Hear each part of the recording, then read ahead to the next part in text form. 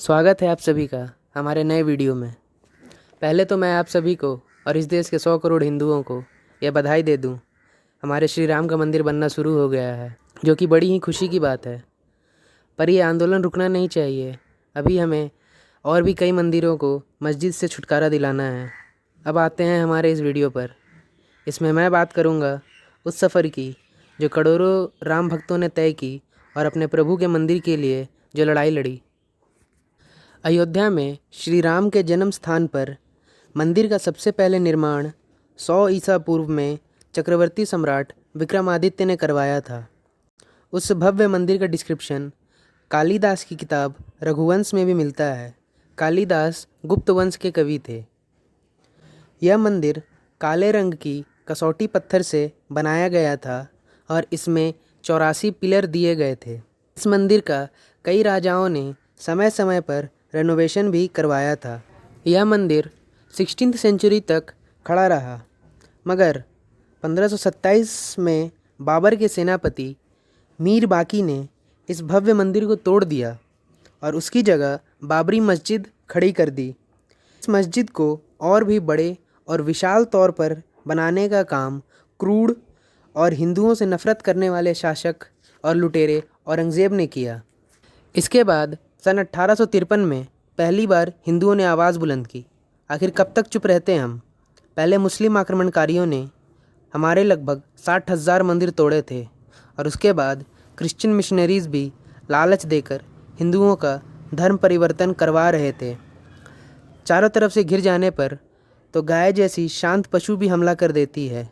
हम तो फिर भी इंसान हैं। तो आखिरकार 1853 में हिंदुओं ने आवाज़ उठाई।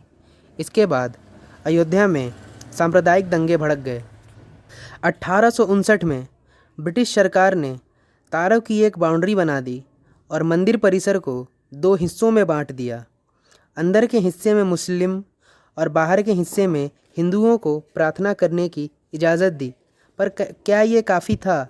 नहीं, बिल्कुल नहीं। अपने आराध्य प्रभु श्री राम के जन्म स्थान पर हम किसी दूसरे का कब्जा कैसे स्वीकार करते? पर हिंदू कभी भी एक सो कॉल्ड पीसफुल रिलीजन के तरह मार काट शुरू नहीं करते हैं। तो हिंदुओं ने कानूनी तरीका अपनाया और 1885 में महंत रघुवर दास ने फैज़ाबाद में बाबरी ढांचे से लगे एक राम मंदिर के निर्माण की इजाज़त के लिए अपील दायर की। पर इसमें अंग्रेज़ों ने सुनवाई ही नहीं की, क्योंकि उन्हें माहौल बिगड़ने का डर था। राम मंदिर के लिए आंदोलन और बाबरी ढांचे के गिराने की जो नींव बनी वो आज़ादी के बाद बनी।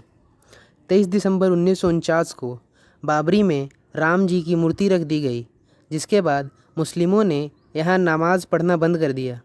यहाँ आप यह देख सकते हैं कि कौन टॉलरेंट है और कौन इनटॉलरेंट। हम तो मस्जिद के बगल में भी मंदिर के लिए तैयार थे, पर उन्हें तो रामलला की मूर्ति से भी दिक्कत थी। इसके बाद शुरू हुई मंदिर निर्माण के लिए एक ऐतिहासिक कानूनी लड़ाई, जिसमें कई मोड़ आए। 16 जनवरी 1950 को गोपाल सिंह विशारद ने फैज़ाबाद अदालत से रामलला की पूजा अर्चना के लिए इजाज़त मांगी। इजाज़त मिली 1959 में, वो भी रामलला को टेंट में रखकर पूजा करने की। सोचिए उन करोड़ों धार्मिक हिंदुओं को कितना दर्द हुआ होगा अपने रामलला को एक मामूली से टेंट में देखकर। एक एक करके इस मामले में पक्षकार बढ़ते गए। 17 दिसंबर 1959 को निर्मोही अखाड़ा ने इस पर हक जताया और मुकदमा दायर किया और 1961 में 18 दिसंबर को उत्तर प्रदेश सुन्नी वक्फ बोर्ड ने भी मुकदमा दायर किया। मुख्य अभियान शुरू हुआ 1984 में, जब विश्व हिंदू परिषद (VHP) इस मामले में कूद पड़ा। उन्होंने श्री राम के जन्म स्थान को स्वतंत्र कराने और एक भव्य मंदिर निर्माण के लिए एक नेशन वाइड आंदोलन की शुरुआत कर दी।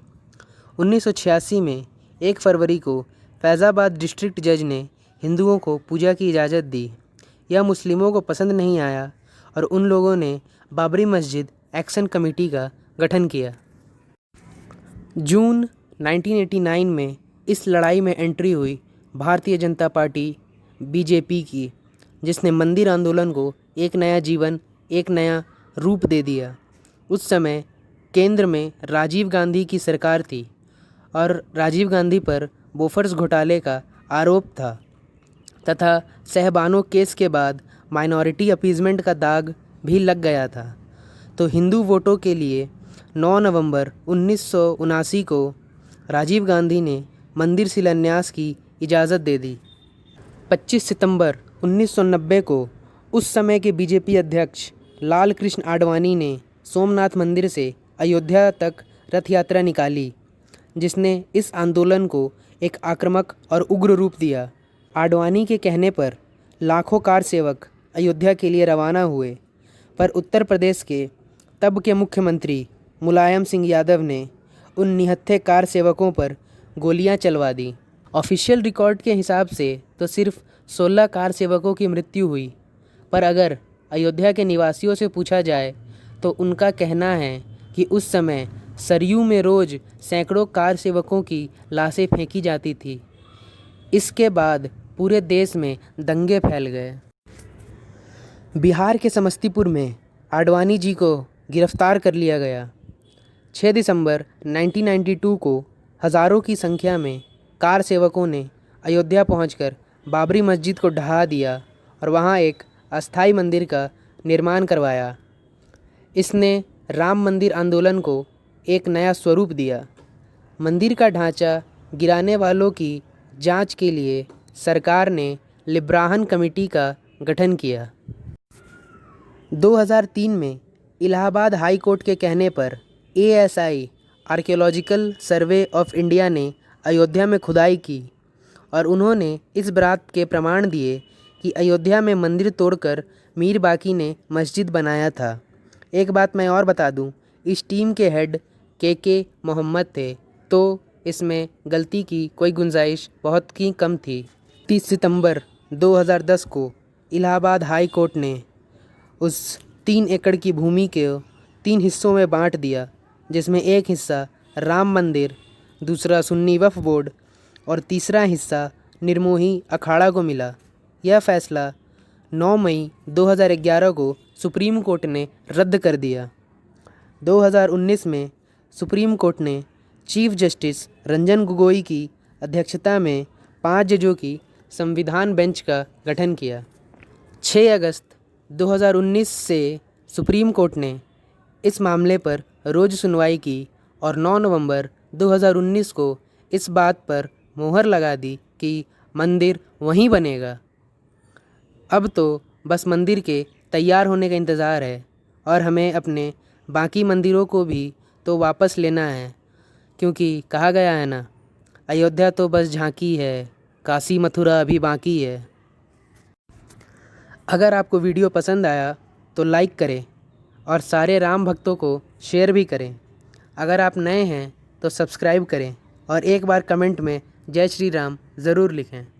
जय श्री राम।